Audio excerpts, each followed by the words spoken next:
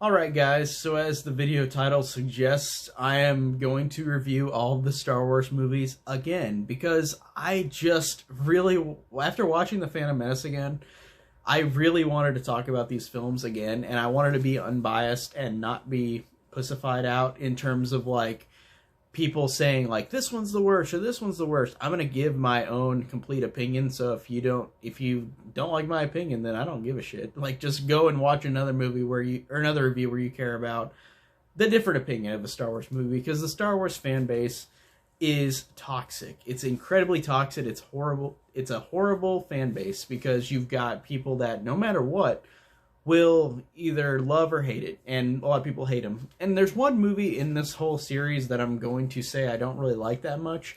I think it's okay, and you've probably guessed which one it is if you see my older reviews of this. But I wanted to talk about this franchise without constraints. Like I wanted to just say how I feel about every one of them. I don't care how people feel about it. If you don't feel the same about these Star Wars movies, I don't care. Just have your own opinion. Like, this is my opinion for the Star Wars movies. And how will we start? We will start with the first of the prequel trilogy, Episode 1, The Phantom Menace. And, again, another reason why I watch these again is because I got a 4K player, or a 4K TV, so I'm rewatching them upscaled, and I'm going to eventually watch them in 4K when I get a PS5. But watching them in upscaled, they look great. Phantom Menace especially, I rewatched Phantom Menace and it looks really good. Even though it's got some more aging CGI, but watching it in 4K almost, like upscaled, it looks really good. And I was actually pretty surprised, genuinely. But another reason why I'm reviewing the franchise again. And I swear this will be the last time. Like, I need to stop reviewing the Star Wars movies again and again. I've done it so many times, I've deleted some videos of them. I reviewed them last year before Rise of Skywalker, and now I'm going to review them one more time because I'm just wanting to talk about them again. So, from an unbiased standpoint, or I'm trying to be unbiased on the standpoint of all the Star Wars movies, and we're going to start in chronological order. Like, all the movies I'm going to do in chronologically that are released right now as of Rise of Skywalker. And I wanted to talk about each one in chronological order. And the first one is The Phantom Menace, Episode 1. The one that, no matter what, would have never exceeded expectations. No matter what. Like, this movie, I was not alive whenever the original trilogy came out. I was alive whenever the prequels came out, but I grew up with episodes 1 through 6. Like, my whole childhood, I love these movies. Star Wars, I love. It's a thing I've always loved. The movies especially I love. I like the extended stuff, like the books. I've read a couple books. Bloodline, Lords of the Sith, I believe are the only ones I've read, and I think I've read some of Ahsoka, but I haven't read that many Star Wars books, but I do enjoy the expanded media, but I definitely need to just get more into those, and I really do like what Disney is doing, especially with the TV shows as well. Like, The Mandalorian is fantastic, and I'm excited we get all these new shows coming out that Disney announced, the 2 billion ones for next year, but I just love Star Wars. I grew up with it. I love it so much. I love these movies. And The Phantom Menace, like I said, it's a movie that you can't look at. Like, you can't look at this movie and expect somebody not to hate it. And that's not saying a negative towards the movie, in my opinion. But in a way, like, the original trilogy is so sacred to so many people that whoever did watch that whenever they were kids and then the prequels came out, I understand completely why people wouldn't like it. I understand why people wouldn't like the sequel trilogy as well. It's such a weird thing with Star Wars, where we've got different generations, different trilogies, all varying in quality, critical-wise. Like Episodes 1 and 2 got mixed reviews. Episode 3 got positive reviews. Original trilogy, New Hope, Empire got great reviews. Return of the Jedi got mixed reviews. Force Awakens, Last Jedi, great reviews, and Rise of Skywalker, really mixed reviews. And Rogue One and Solo were positive and mixed as well. So we get a franchise that's really all over the place in terms of critical ratings. And The Phantom Menace falls in that category of mixed. Like, it's a very mixed movie. I know a lot of fans hate this movie, but looking at it critically, honestly, I don't. I watched this movie again, and I have seen it since I was a kid. So I've got that bias, but I'm trying to look at it unbiased. I have seen this movie so many times, but watching it again in HD, watching it yesterday, I really, honestly, really dug the hell out of it. Like I love this movie, and I'm not afraid to say it, because this is an incredibly unique sci-fi movie. And whether you like it or not, whether you say critically you like it or dislike it, I feel like people should say that, like, at least it's a creative movie. Like, where do you get a sci-fi movie, really, where there's a 14-year-old queen that has to settle a trade dispute with Jedi warriors while they have a dumb, dopey character with them, and they go and find a little boy who might be the chosen one? Like, that's such a cool idea. And I like George Lucas's ideas. I really do. The execution in this one is weird, because looking at the movie as a whole, today, one of the biggest things for me, even watching it in HD, is the CG it doesn't age well because it's cartoony. But I'll give it this: it's better than Attack of the Clones in terms of CG. Like, the CG in Attack of the Clones, I think, is way worse. And it's because there's way more of it. Like, this one at least blends sets and CG. The Attack of the Clones really is a lot of CG. Like, not all the time, but there's a lot more, I feel like, than in this one. I think Episode 3 as well does that, but Episode 3, I think, is a better movie overall than these two. But I still really dig The Phantom Menace, despite having some CG issues. People complain about the dialogue in this, and I look at it in a way where the original trilogy's dialogue is not anything special either. Like, I feel like the actors in the original trilogy had a little bit more to chew on, but I feel like they still fall into that kind of dull category. Like, people with nostalgia goggles look at the original trilogy like it's perfect and there's nothing wrong with it. And I can argue with every movie that there's something wrong with all these movies, but I love them all despite that.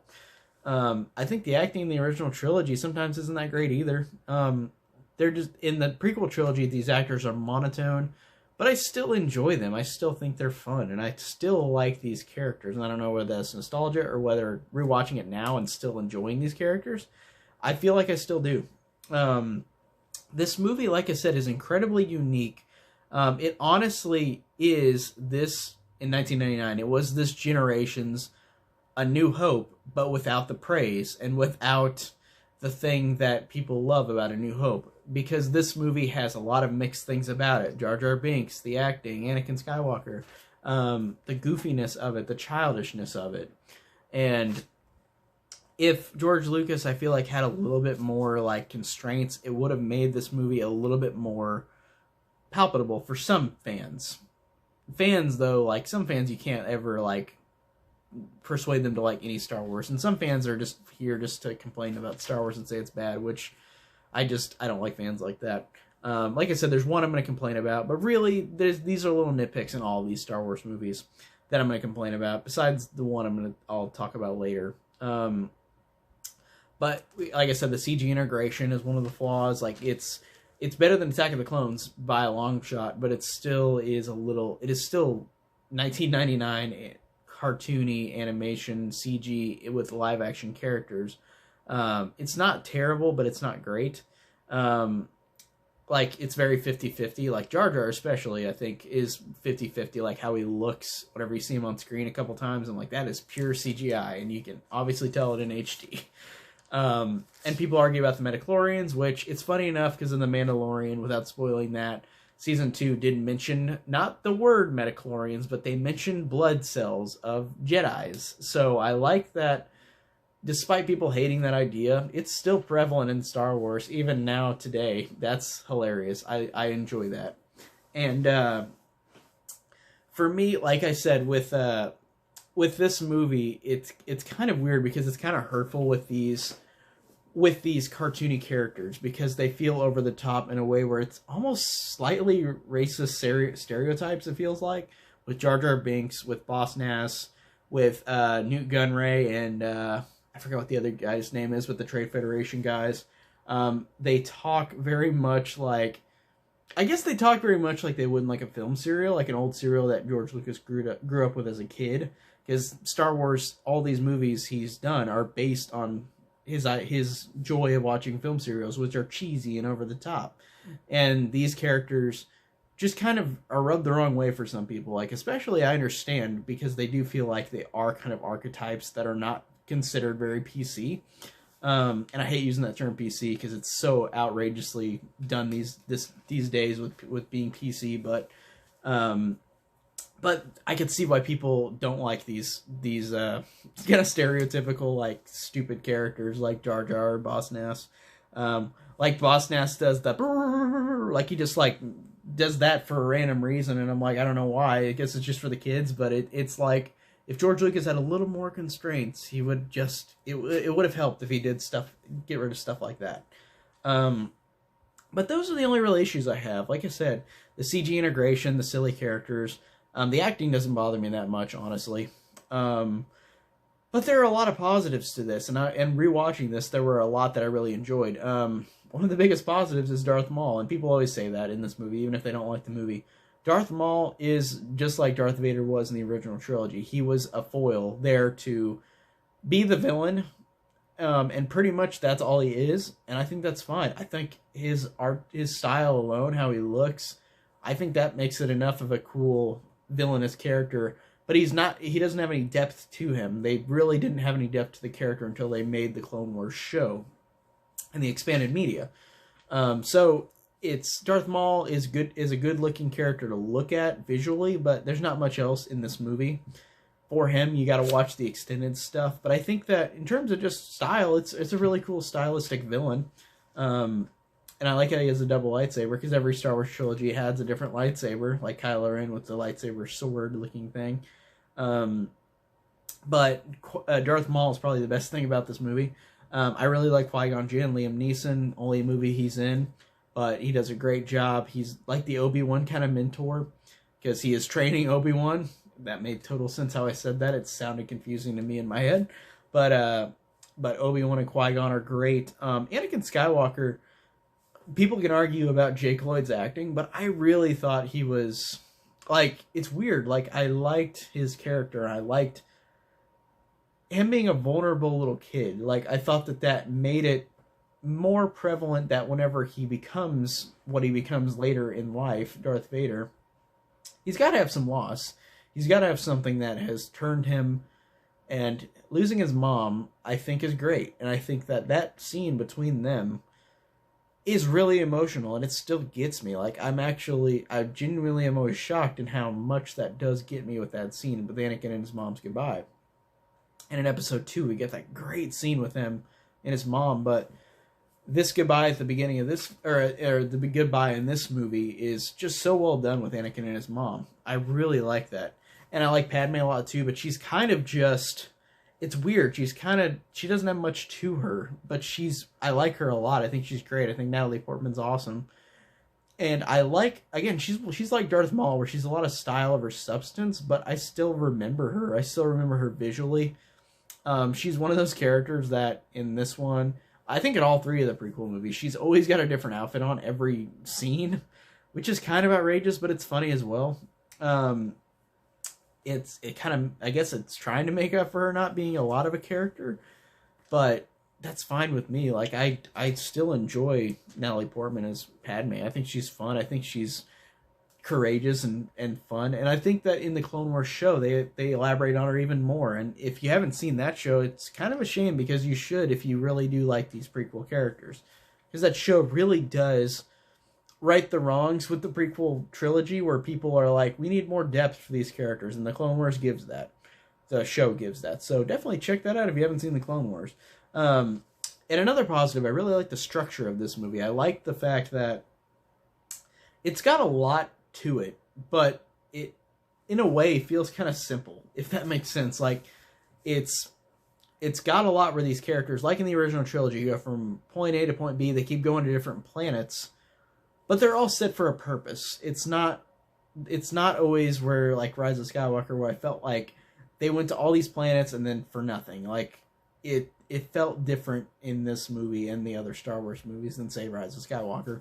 But I really love just the structure of this. I really liked how fun it was. I really like the third act. The third act is really, really awesome. I like the fact that you have 4 different scenarios of characters fighting in different areas. Jar Jar and on land in Naboo. You got Padme up in the building fighting off the droids. You've got Anakin up in space. You've got Qui-Gon and Obi-Wan fighting Darth Maul. And with the incredible score, Duel of the Fates, one of the best pieces of music I've ever heard in my life. Like, it is, whatever you say about the prequel trilogy, like, that score, holy shit. Like, no matter how many times I hear it, it's always one of the best pieces of music ever. John Williams is truly a treasure. Truly a treasure. So I really, really love that as well. The score is incredible, but like every Star Wars movie, it pretty much is. Like, I'm not expecting it not to be with John Williams. And I did like the Anakin's point of evolution, like I said, where he loses his mother, and it's a Luke parallel where Luke leaves Tatooine like Anakin does, and that's their first point in their 3 story arcs. And I really like the connection between that. That's cool. They both were born slaves. They both were born on Tatooine. Or not, Luke wasn't born on Tatooine, but he was raised on Tatooine. I don't think Anakin was either. I think he said he was 3 whenever he moved to Tatooine. I don't know where he was from, but still, they both were raised on Tatooine. So I thought that was a cool connection. It's like poetry, it rhymes, per George Lucas. I like, too, that this movie has a lot of bigger universe connections to it. Like I said, all the characters like Anakin, Obi-Wan, Jabba, Palpatine, C-3PO, R2-D2. Like, all these characters are in the original trilogy.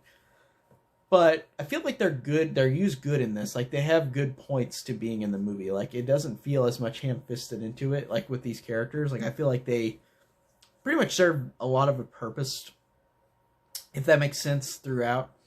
And it's cool to see them, but it doesn't feel like, oh, there's this person from the original trilogy, and then they are randomly. Like, I feel like they make sense in the movie.